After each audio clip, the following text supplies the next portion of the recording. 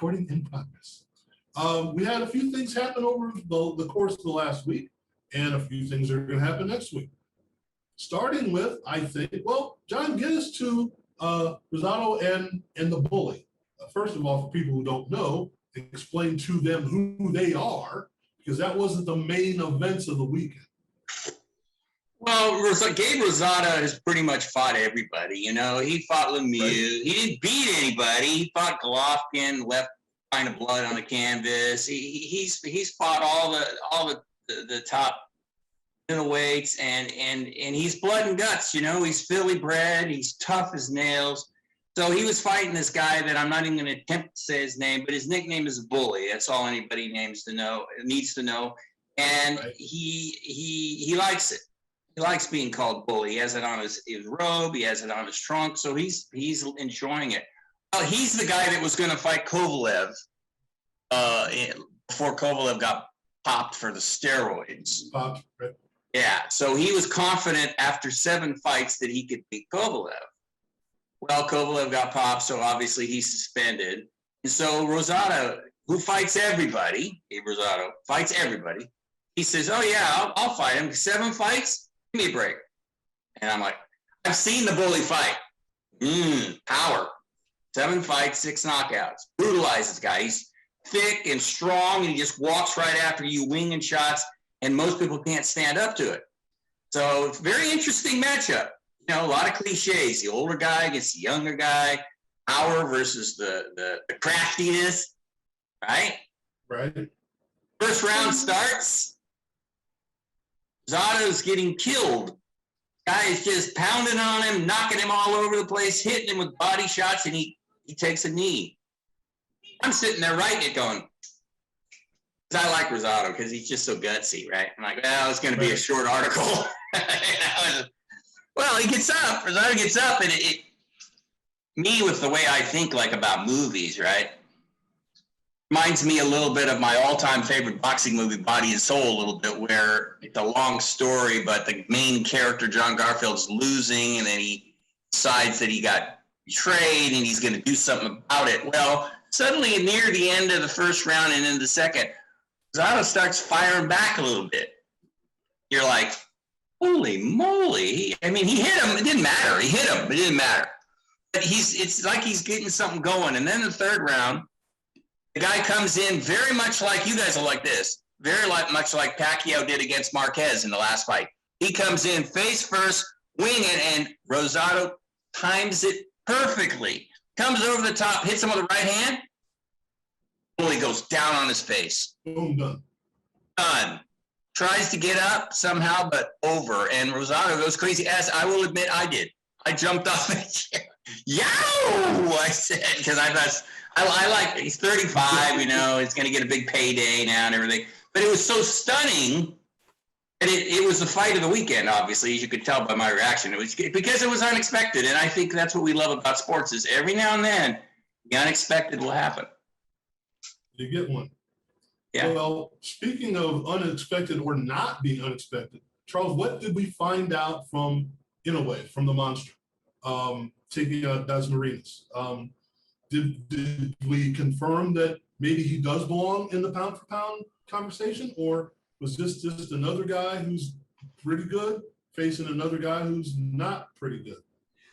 Ooh, that's gonna be rough to answer. I think that I'm not sure, and granted, I mean, John's gonna kill me with this. I'm not sure. I'm not so quick to throw him people up in pound for pound. You know, I mean, I know when you look at somebody like verified air, yeah. I didn't put him in pound for pound. Yeah, but I'm just saying, you know, when you think about it, that a lot of people, you know, Lomachenko was a hell of a fighter, but I still had an issue with the number of. He did. Yeah, I did. But I said with the monster, I think the monster proved that he's legit. He's definitely legit. See, my problem though is that when you say pound for pound, you're saying he's one of the top 10 fighters right now. And I can go through 135 overall. Right. I could go through 135 to 147 and maybe make argument for a few guys. So I guess my point is, I don't know if I'm going to say he's making moves. He should be in the pound for pound. I think he's making his way up that way towards it. I think he's legit. I think he's solid. I think he's very talented. But I think that we need, for me, if I was doing pound for pound, we need to see him with more legitimate fighters. And I said that about Tank Davis. I still think that, because you even think when Tank Davis beat Leo Santa Cruz, he was light. You need somebody in the same division, the weight division, that can really give him a challenge. So it's not to take any put anything to disrespect him at all for the monster, but I think that he was dynamite. What can you say? He's very impressive. He gives you everything that you're looking for. But for any fighter that we consider to be great, or on his way to be great, or headed towards to be pound for pound, we want to see him challenged. That's my main thing. I want to see these guys earn their keep. I mean, you saw what we'll talk about Charlo later, or if not, whatever. But you want to see guys challenged, and that tells you whether or not they're headed or should be considered to be in the pound for pound. Well, you just took my segue, so thank you very much. But part of the thing is, can you, will you, should you be held accountable for the rest of the people around you? I mean, John, if the rest of those people that he's fighting don't match up, or he is that much better. See, there's the question. Is he that much better than the people in the division? Or is it the rest of the division is just down right now? See, I don't know if bringing back Donaire proves anything. Who is there that he can prove it against? Well, and Donaire's going to fight Cashmero, I think, and then the winner will fight the monster. To get where we're talking, because I think he's right up there in the top 10. Meaning he's the 10th spot. He's bumping at it. I know a guy that Frank knows that has him number 1 in the in the pound for pound, and I wouldn't do that. I mean, that's a bit extreme at this point. But to get there, he's a bantamweight, right? He has to move up. Mm-hmm. He does. He's going to have to move up and fight those guys at 122 if he really wants to. I mean, he's got everything he wants. If he wants to stay at bantamweight, he's pretty much cleared out the division, and he can do what he wants to do. He can fight Donaire again. Donaire will be older. Donaire gave him hell. I mean, let's be honest. He broke the bone. We know all that, but in a way, still won the fight handily. I would expect him to probably stop Donaire the second time. I do. Donaire pulled the rabbit out of the hat. I don't see he's going to be 39 when they fight again or something. I don't see him doing any better than right. He won a title, fabulous story. But yeah, to get where Charles was talking about, and to get the Iceman's respect down there and say he's in the top 10, and I actually agree. I think he does have to fight another champion, not an older champion like Donaire, but another hotshot that's rolling along. Beat him, then we start putting him up there. But they're working on it, and he's great. He's can't miss television. He's fun. He knocks people out. I mean, those body shots were things of beauty. So he's getting there.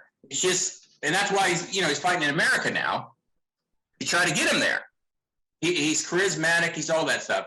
If he likes you, and thinks you're going to make money for him, he'll do it. But if he doesn't, and I don't think he likes Crawford, he'll just say losing money and all this kind of crap that drives me crazy. But in a way, yeah, he's the real deal. Impressive win, real deal for sure. Okay, well, Charles, we just come up with an idea here. You said, for example, you've got these guys that he doesn't maybe belong, because you can think of guys from 135 to 147 that probably have a better reason to be there. That's a 12-pound gap. Mm-hmm. From 118 to 122, you say he's got to move up and fight somebody, John. How big of a gap in your mind? I know we haven't seen that weight in a long time, but how big of a gap is that when a person like myself says 4 pounds, that's breakfast? Mm-hmm. Is that big of a deal to move up? And it looks like the punching power to sustain that. But what does that prove or not prove if he moves up to 122? If he's not able to handle that difference, what does that prove as far as maybe he's not pound for pound, or maybe it's just he belonged to 118. Is that for me? Ooh. That's for you. Yeah, sorry. I'll say this. I mean, because you can only fight who you fight, right? I mean, if there are some people that have the physical presence, let's say, for instance, you said 122, somebody like that might have the physical presence as they get older. If they're not too much older, they can move to 130. I mean, I know that's a big jump, but I'm just saying it depends on the person's body, their makeup, how they build and stuff. But if he was to stay at 118 and then we go to 122 and that was it, he still could be considered pound for pound just because on his merit. But I think we would, because then it would go on to pure dominance. I mean, you look at Floyd where he won 49, maybe 50 fights. He moved up and down. But if you just continue to remain dominant, then more likely you're gonna get an opportunity to be there because you're so good, and it's not your fault if nobody else comes up and that's who you fight, right? You fight who you fight. But his excellence and his dominance over the years, if the highest he can go is 118, the highest he can go is 122, then so be it. It's not his fault. But I think it's just I would be looking for more of a longevity type of a thing where we're looking for a longer period of succession at that weight. If that's what it is what it is. But I don't know too many people that you're gonna come up and go, even if he does go like that, even though he may be in the top 10 initially or whatever, you're not gonna go, except for John's guy, your guy. He's the number one fighter. I mean, really, most people are like, who? I mean, they heard the name, but they're not going to say, I know that's my guy. Because they're going to want to see, when you look back at the records, I mean, and I'm not in no way saying Gervonta Davis is in the top 10. But when you look back at Gervonta Davis, you're going to be looking at records. You're going to be the same thing that's holding Crawford back. Let's be real. The one thing why, and for me and a lot of other people, when you look at the records, you go, well, who the hell has he fought? Who is his fights? Because and I say that in all with some clarity, because maybe I'm jaded because I'm older. We're all older. And when we came up, the so-called champions, the top 10 guys fought the best. You didn't have to worry about looking at Muhammad Ali's record to see who the hell he fought. Same way with Joe Frazier. You didn't have to go looking, well, I wish he would fight somebody. That wasn't the case. And maybe I'm jaded like that. And maybe it's kind of difficult for me to make that transition, if you will. I got something to say about that. Okay. Go ahead. I was just going to say, see, that's an argument that is a toughie, because I was thinking about that too. What you said earlier, Frank, he can't help it if he's so much better than everybody in his division, right? He shouldn't get penalized for that. It just shows you how good he is in that division. It's the same argument that hurts Rocky Marciano, because people will say, when he fought Jersey Joe, when he fought Ezra Charles, when he fought Joe Louis, they were all past their prime. True, but that's not his fault. I mean, he'd have fought him before, no doubt about it. He fought Archie Moore. The old Mongoose was still a champion. Sure, he was 100 years old, but he was still a damn good fighter. So do you penalize Marciano for that? Like in a way. Now, if he moves up to super bantamweight, he's got Stephen Fulton and Brandon Figueroa. If he moves up to featherweight, watch Charles. He's got Gary Russell Jr. see that? He's got those guys. And he's got more. My memory just isn't as good. I'm gonna take a peek here just because I'm cheating. He's got Gary Russell. He's got Emmanuel Navarrete, one of my favorites. He's got Leo Santa Cruz. He's got Kid Galahad. I'm just saying. So why not? If you can, why not? Why not? I mean, if you can, why not? I'm not saying come to 147. I mean, but you. No. But I'm just saying, why not? Why wouldn't you even initially get to that point? So then you prove somebody like myself to go, okay, Gary Russell Jr. may be a little older at some point if they ever decided, but it's legit. You know, you see a Santa Cruz, which will be lovely because Santa Cruz is looking for a way to come back. So I mean, it's just, I don't know. That's what I like to see, because we in the media are quick these days, and it's happened for a while, to anoint someone as great. Right. to select them as one of the best that we've ever seen. We'd love to do that. Yeah, without them really paying what we call real dues. I mean, you know, as much as I like Zion Williamson in basketball, I'm still, I mean, it's like a big dude running at the playground that would dominate you all day long, but then you play against somebody your size, what else can you do? I'm waiting on that. And before I anoint him as one of the greatest of all times, I need to see more. That's just me. Well, for those of you that weren't paying attention, to find the listing of the champions, current champions, go to ultimatesportsnetwork.com, USN Boxing. That's all it's right. So you don't have to search. But anyway, see, now here's the point. Okay, now it's not just the media. All right, we've anointed people because they should be, or we thought they should be anointed. I'm just going to go back and look at something real quick here. When you win a championship, we assume you've paid your dues, and that makes sense, right? You know, you fought somebody, you got there, you fought some guy that fought the guy that fought the guy, then you end up getting there. But let's look at something real quick. I'm just going to run down a couple of numbers. Looking from the lower weights on, we have champions, minimum weight. Panya Prabhisa from Thailand, 3-1-0 WBC champion. Hiroti Kaguchi, light flyweight, 108, 15-0. Sonny Edwards, flyweight, 16-0. And I could do this all day. And we remember Lomachenko got a championship belt when he was 9-0, something like that. So it's not just the media we can blame for this. It's they get a shot earlier than they used to. At least it seems that way. The only person I could think of off the top of my head that got that shot without having to fight somebody was Leon Spinks. And I'm sure that's off the top of my head. But this is the Larry Holmes argument that John was making. Is Larry Holmes a great heavyweight? We'll never know. Because unfortunately, the heavyweight division at that point wasn't great, or was it? He was just that much better than everybody.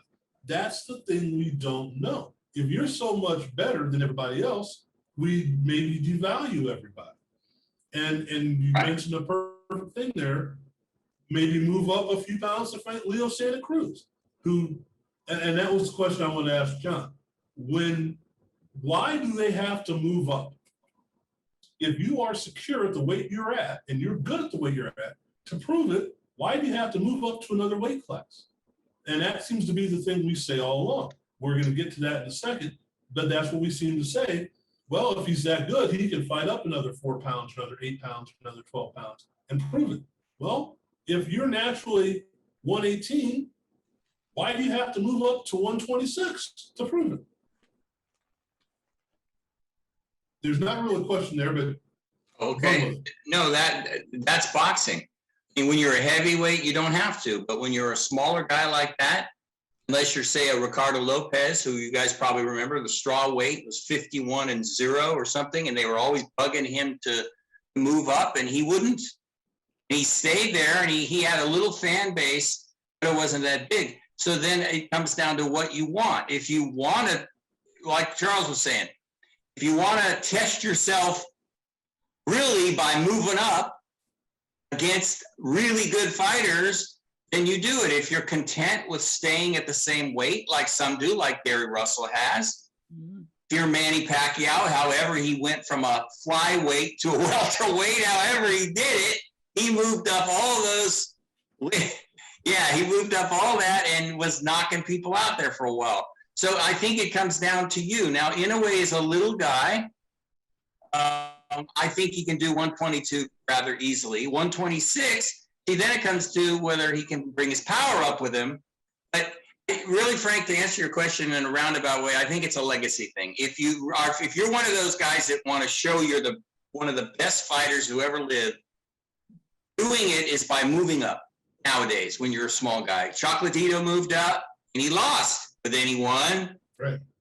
But could Inoue move up to 122? Yeah, he's got a small frame, but I think he could definitely. 126 would be harder for the guy. It's only 8 pounds. It's like you said, it's only, but when you're little guys like that, that's a lot. Right. And then the power. He doesn't have the same power at 126.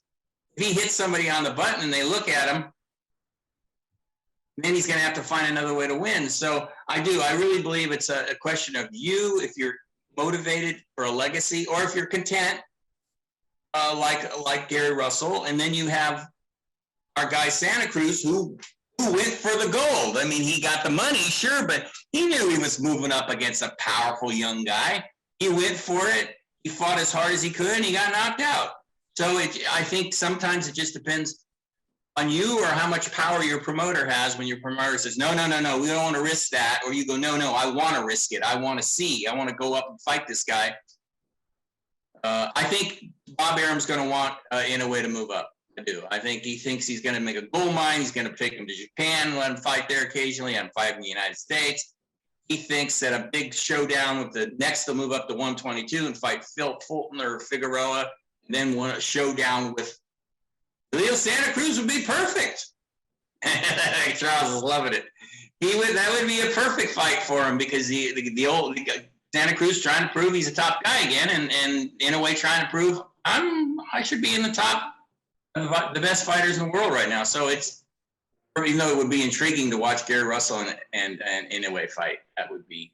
Oh yeah, that would be pretty cool. Now, Charles, I'm going to ask this question because we were on, and I don't think we're off, but we were on the Leo Santa Cruz bandwagon because he moved up and went, made a little cash grab. Does that devalue the career and the legacy of Leo Santa Cruz? 37-2-1, that's not bad. But does that loss, when he moved up, and as we were saying what happened, he probably shouldn't have, does that devalue his career? It's like, okay, that was stupid. Just value him for who he is. No, I don't think it does, because real boxing fans and real people that have appreciation for the sport say he took a chance. He wanted to see if he was ready. He found out, no, maybe not. And let's be real about it. In the fight, he was winning the fight early on. When you look at it, he was scoring. But the point of it is, I think the power is what did him in.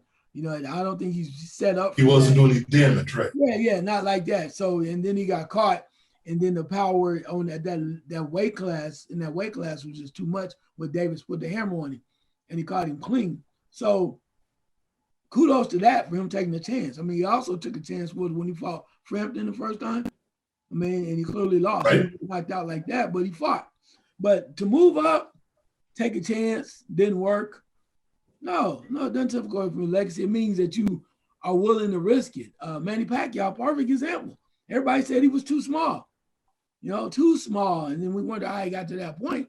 I did. But the fact that he did it, he's just too small. But he made it. So when a guy's willing to take a risk, come up short, and now he can go back down to where he really was and still dominate, that's love. That's what you want to see. Because he didn't, he could have stayed where he was at and, been, running and smooth and been around for a few years, got some cash. He said, no, I'm going to take a shot, man, because I think I'm good enough. But it was just a little bit too much for him. So no disrespect on that. That's a gamer, man. That's a gamer. Okay. Yeah, I agree. Now, the segue that I ignored 3 times, but I'm going to make it this time, we're going to go to Jermall Charlo, who, there's so many ways I want to couch this, John, but I'm going to ask a simple question. Is it worth looking at that fight the way that it was fought, what he had to do and how he had to get through that fight? Does that, I don't want to say devalue, but does that say, okay, you're fighting at 160. Now above you is Canelo, Caleb Plant, and whatever. At 160, we still have Triple G, Andrade, Murata, and all that, blah, blah, blah. You didn't show that charismatic whatever that maybe we were expecting. But he still had a workmanlike fight and got the job done. Does that retard his progress any, or is it just he got the job done? Be happy with that. He's in a tough spot. He is the Rodney Dangerfield of boxing. I saw so much criticism of that guy after that fight. I mean, it would have, if you read a few of the headlines at first, you would have thought he lost. Right. Instead, he basically won every round. He had the guy hurt. He got rattled himself. I mean, we were lucky at Max Boxing that I had a guy right there at ringside, so I got a lot of inside information there. And he said, yeah, Charlo was definitely feeling it from these awkward shots from Montiel in round 6. That doesn't take anything away from him, but apparently it does. And I think if he had knocked out this guy quick, that would have helped his career a lot. This didn't help his career because we've been saying the same thing about Charlo for how long now, Frank? So 3 or 4 years easy, yeah.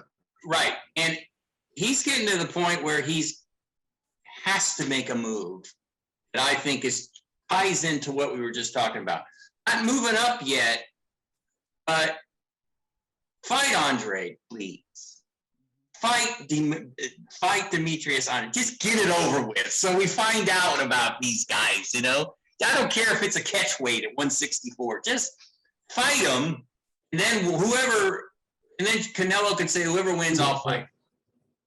And we don't have to talk about how good these guys really are, because, see, I think Charlo is really good. I do.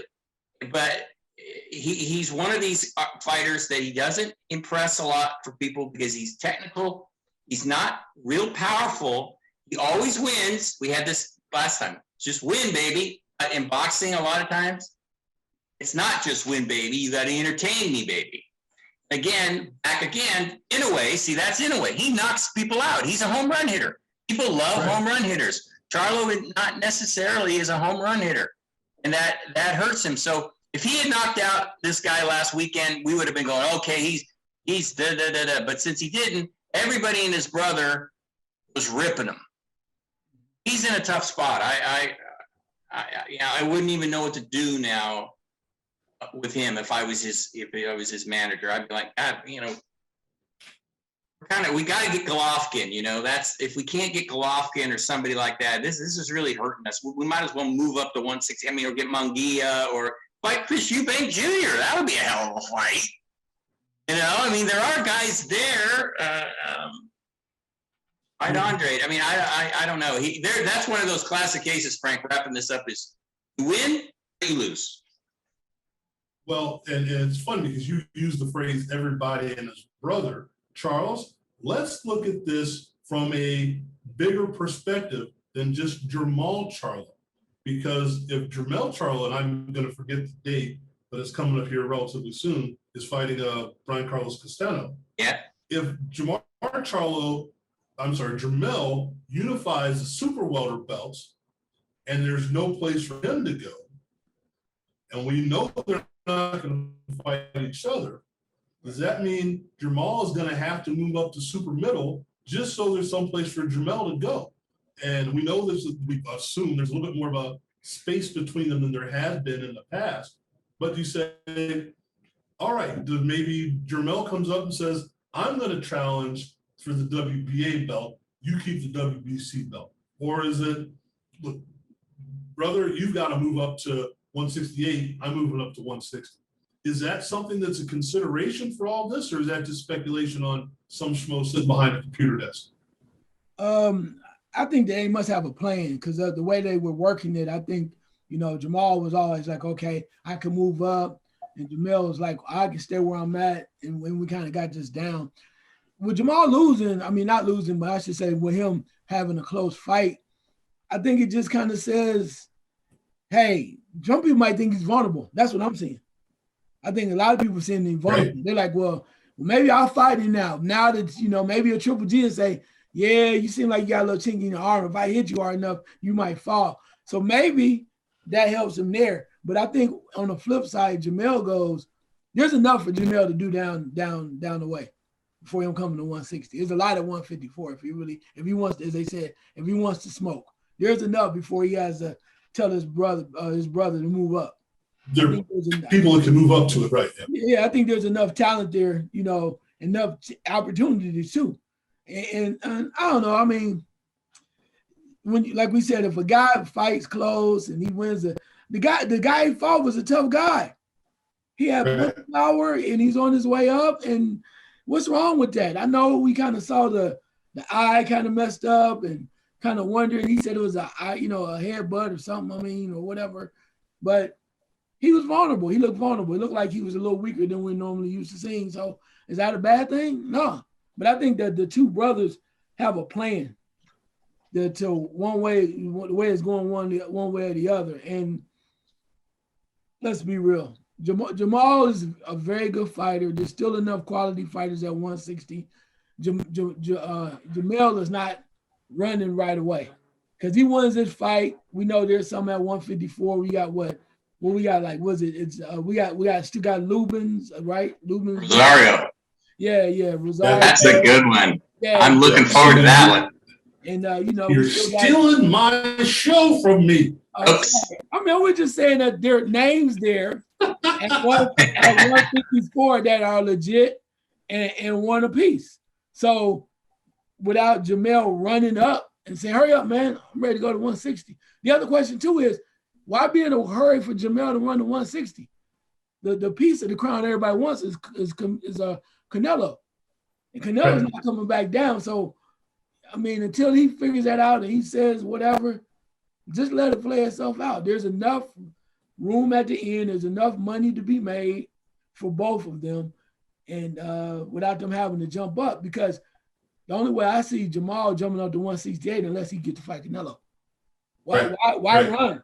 Why go up? Right. Yeah. There's money there. There's money there, and there's more people coming up. So why jump?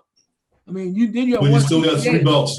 Yeah. I mean, why you jumping 168 and then just out there and la in space trying to find people to fight when it's clear going to be enough at 160, and your brother's going to be okay because it's enough money, enough pay-per-views, enough opportunities for him to be there, and they'll do it, nicely with the way that they have to do it. But the prize is Canelo, the prize is Triple G, and let's just say this: if there's not a lot of things or people for Jermall to fight at 160, why the hell would Jermall come running after him? Right. You got to stay where the action is, and that's the money. You got to stay where you go. Right? Yeah. I mean, all right. Well, since you guys already said it, I wrote it down in the show notes, so I have to say it. So that's what I'm going to do. But, John, I'm going to try and word it better than that. Coming up this weekend, there are not really title fights. There's one title fight, Gervonta Davis against Barrios. Then we have the return of Loma and Tank versus Nakatani. Are those the two? Are two of those fights the best fight this weekend, or is it maybe? We already answered this. Erickson Lubin against Jeison Rosario. Is that the best fight we're going to see this weekend? To me, it is, and I don't know if it's going to be a great fight, but I think it's fascinating because it's kind of a crossroads fight in a sense, and it's two different approaches to what happens after you lose. Lubin gets knocked out by Charlo in the first round or stop. He rebuilds. Then you got Rosario also gets knocked out by that same Charlo. He doesn't rebuild. He's coming right back and taking on Lubin. So it just depends on your approach. Do you get right back up on that horse, or do you rebuild? Now, I tend to be a little more conservative. If I was a manager, I would think, well, I want to rebuild. If my guy's confidence is a little affected, I want him to get some victories under his belt, work on a few things, then fight the other guy. Rosario is not built that way. He's like, I don't care. That fight doesn't matter. Oh, we'll find out. We'll find out. And I love the matchup. I think it's a winner gets Charlo. Right. So that's not bad. And then Frank, I want you to call Terrence Crawford and get him to move up to 154 and fight Charlo. How would that be? Charles, I saw him then. He's like, what? What did I hear? So, there are ways to make it work. But yeah, Lomo should win that fight. I mean, if Lomo is still hurt or whatever, he shouldn't have any problems with Nakatani. I mean, Nakatani is tough but limited. Lomo should win. Davis and Barros, Barros trained by Virgil Hunter, who you guys know I have more respect than anybody for him. He's one of the best people I've ever met in my life. Virgil is shrewd, cerebral, strong, and dedicated. Man, he would love that. So he's got a plan in place for his guy. So he knows about Gervonta. He knows everything. He knows more about Gervonta Davis right now than probably Gervonta Davis and Floyd put together. I'm telling you, Virgil will think and overthink and talk and watch and listen, and he's just. I'm not overrating him. He's that kind of a guy. He's a real So he's going to put his fighter, he's going to give his fighter his best chance to win. I think Davis wins just because Gervonta Davis, whatever you think about him, that guy is a strong dude. You know, he's a strong little dude. Now, Barrios might test him his chin, try to do like Santa Cruz did, and Leo never hurt him. You know, you were right, Charles. Leo was right there. He was hitting it, but Davis was going, you know. So Barrios has got to take you back, yeah. Exactly. He's got to hurt him a little bit, get him to respect him. And then if he doesn't, Davis will just march him down and stop him. But he's good. Virgil's fighter is good, so that ought to be good. But me, because of the way my brain works and all this stuff about how important it is and approaches and all that, I like the Lubin Rosario fight. I think that one's going to be the one where I'll be lounging and then, okay, we got Erickson, Lubin, and Rosario next. Hey, let's get the computer out. You know, so that one has me really intrigued. Well, you know that I tend to not ask the same question twice. So I'll try and rephrase a little bit, but I do know that the Iceman wants to see this fight. Oh. And it's the Lubin Rosario fight. We've been talking about this for some iteration of these two guys. What about this guy? Well, yeah, he has mentioned guys. He has mentioned them. Yeah. Right. Both of them. They're the forgotten guys. So is this should be heaven for you right now. Lubin and Rosario. This is like we finally get to see them both going. So yeah, I agree. Not really a question, just talk. Yeah, I agree with you because of the fact that you know, Lubin continues to say that I'm not hurt, I'm okay. You know, after the drop off with that loss and the knockout loss. And then, as you mentioned, John, you know, against you know, the loss to Charlo. But when you look at Rosario, Rosario doesn't care. Like you said, he don't give a damn. He was not caring. He gives a damn, yeah. No, he doesn't. And you know, I just want the next opportunity because I mean, when he fought after Julian Williams beat Hurd, then okay, Hurd loses, and then Rosario gets a shot versus Julian Williams, and everybody thought Julian Williams. We thought he was gonna win that fight. The setup against Charlo, right? That's what we thought. That's what we thought. He didn't win. And then Rosario was like, oh, I won. Now I'll fight Charlo. You know what I'm saying? And now it's like, I get another shot against a dude that y'all say is pretty good. I'll fight him too. I love that attitude. It may not get him a lot of points because maybe you should hold on to that title for a little longer. You get a whole year, right? You should hold on to that title. But he couldn't. He does. He couldn't. That's not his way. Right, and that's what he does. So I love that about him. It made me cost him a little bit, but it's another gamer. I love that. So I think it's gonna be, like you said, two guys going after for different reasons. You know, this is an opportunity for Lubin. So he wins this fight. I mean, I know the pot of gold at the end is Charlo, but still a lot of guys out there at that weight that you can still get some. But Lubin knows. Even why he changed trainers and everything, he knows he still got one. He got to show us something. He has to prove to us that, hey, I was on the fast track. Now I'm back on that track because I want to win this fight convincingly. I think this is a great start for him. So eventually he moves up and you get another shot at Charlo. Keep your heads up. But I think it says a lot about him, and this will be a major stepping stone for him to get back up to the top. Well, I know you can't predict these things, and I'm even though I'm saying that I'm going to predict it. This is the tail end of June, so the year is half over. I'm going to predict that there is a very strong possibility this is the fight of the year. This could be the fight of the year because everything points to everything you want to see in a fight. You've got two guys that have been there. You've got two guys who want to get back there. Two guys that got knocked off of being there by the best guy in that division. So it doesn't mean that they're bad. It just means that the guy there was better than them and has been better than everyone else. So they've got a lot to prove. And as Charles said, they've got the styles to make this an unbelievable fight.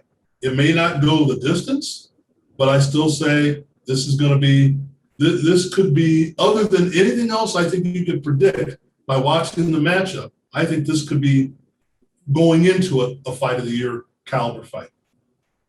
John, Okay, am I Frank. too far off of that, or go ahead?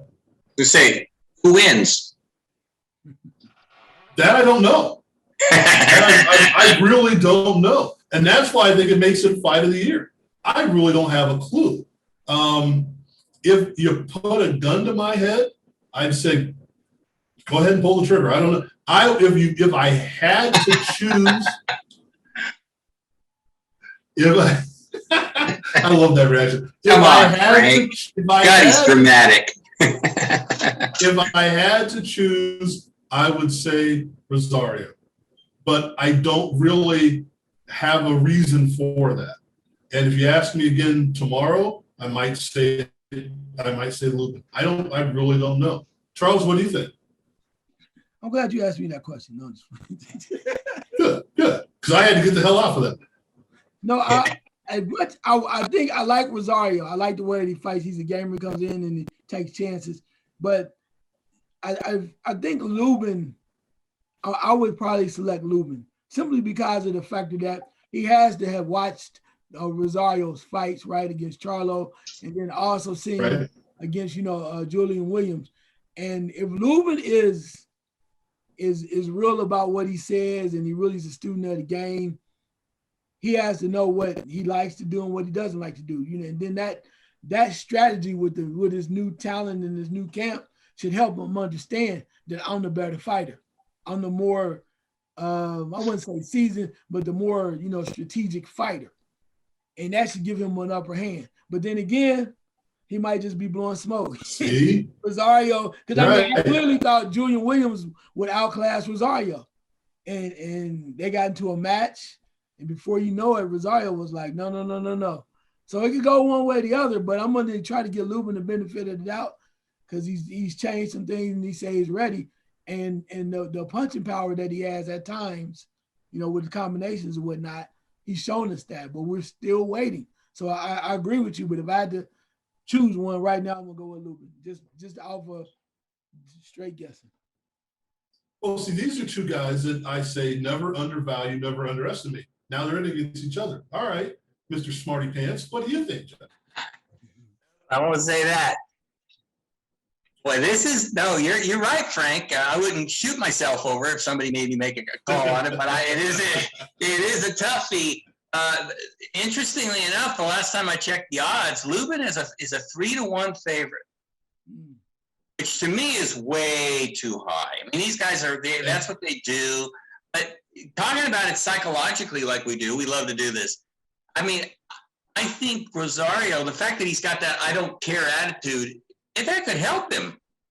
And he beat Jay Williams, but he was getting beat, if you guys remember. He was getting pounded. Right. He was wobbled, but he guy is gutsy. That's why when he went down against Charlo, he was like, hey, man, that must have hurt. Didn't look like much because that guy is gutsy.